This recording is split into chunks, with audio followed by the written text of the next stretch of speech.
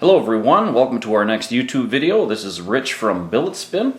Today we're going to go through all of the different material combinations that we have available for the Navigator on Indiegogo.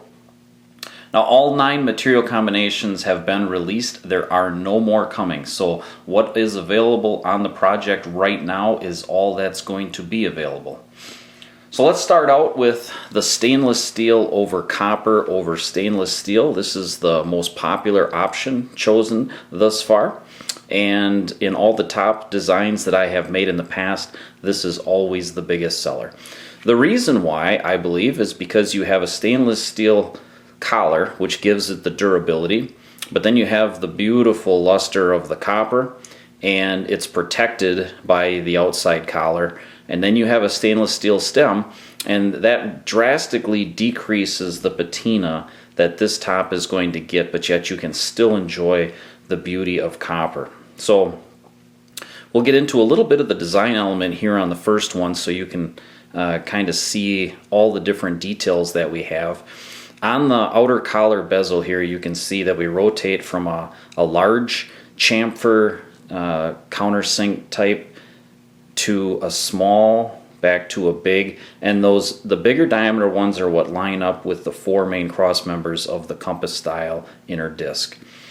On the grip we have some reverse barb look as far as the turning goes on the stem, and then on the grip itself I wanted to go somewhat easy. I wanted this grip, because of the ease of spinning on this top, I wanted to make sure that the grip was nice and easy on your hands and it didn't tear up your fingers too much, because it's really not needed because of how easy this top spins.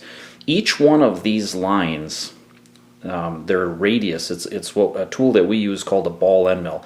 And so each one of those, this is not a knurl, this is each one of those cutouts there on the grip is done individually with the ball end mill, and that is very time consuming. And then we bring the ball end mill down and we do these little dots on the tip of the stem, which kind of gives it a neat flare there. So that's the stem. Very, very easy to grip without doing any damage to your fingers.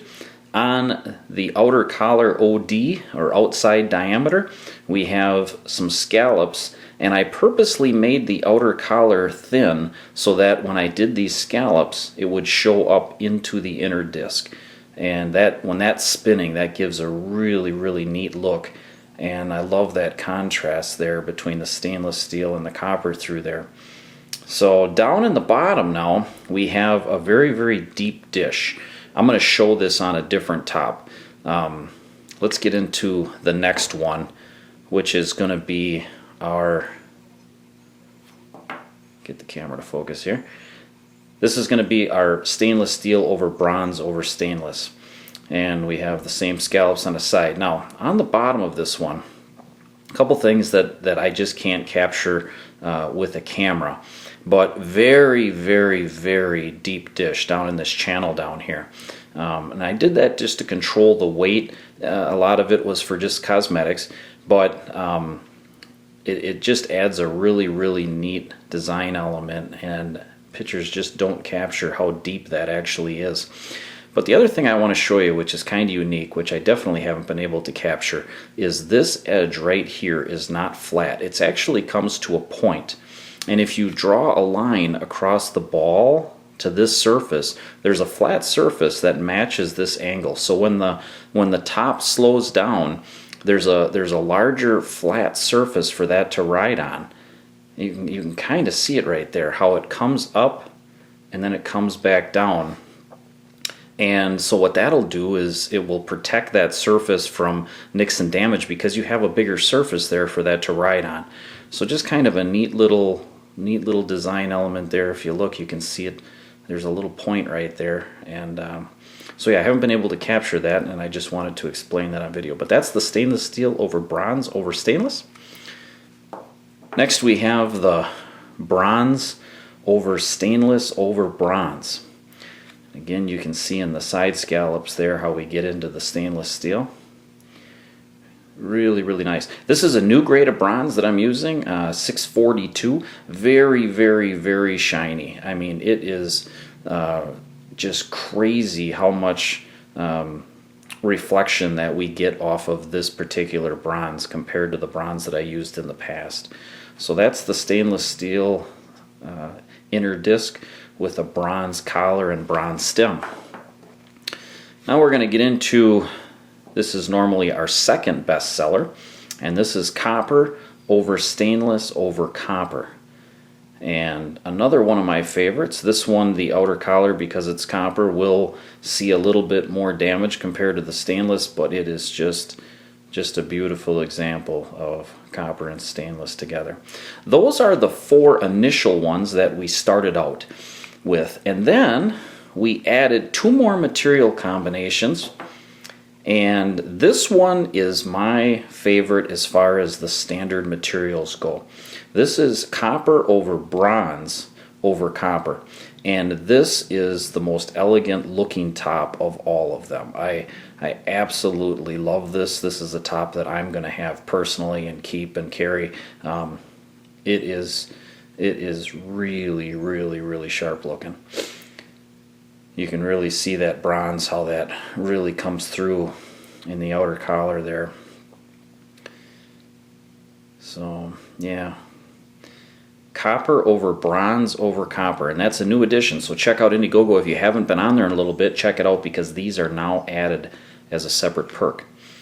The last one of the standard material options that we added is this one. This is all stainless, and it's still a 3-piece top, but we use the same assembly that we used with the other ones. It just happens to be that all 3 components are made out of stainless. Very clean. A lot of guys really, really like this option. This material combination has really gained in popularity over the last couple of months in the designs that I have done. And yeah, just really, really clean. This combination is growing on me. So it might not be for everybody, but there are a lot of guys that requested this, so I thought I would make that up for you. So that's it for the standard materials. Now we're going to get into the exotics. And we're going to start out with my particular favorite, and this is the Mokume. And this one, for those that are not familiar with that material, you can see it's like a stainless steel with copper mixed in. And what's going to happen is, as this patinas, and for those that don't know what patina is, it's an oxidation layer, and that will come from just handling it with your hands. And that copper will turn darker and darker and darker and really give way to that pattern. It'll really show up nice. This is my favorite of all of the Navigator combinations. It is absolutely my favorite. The different layers come out in the side scallops here. Hopefully the camera's got that.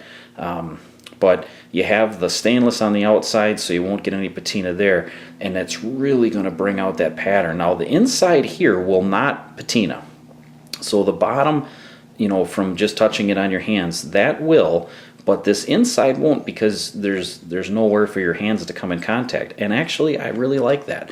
I'm really curious to see what this one's going to look like, you know, as this one gets some more use. But this is my favorite for sure of the exotics, and yeah, there you can really see that different pattern in there. So this one is sold out, but I wanted to review it anyway for those that got it, and I appreciate your support there. Let's get into the Damascus version. Now, this Damascus is darker than normal.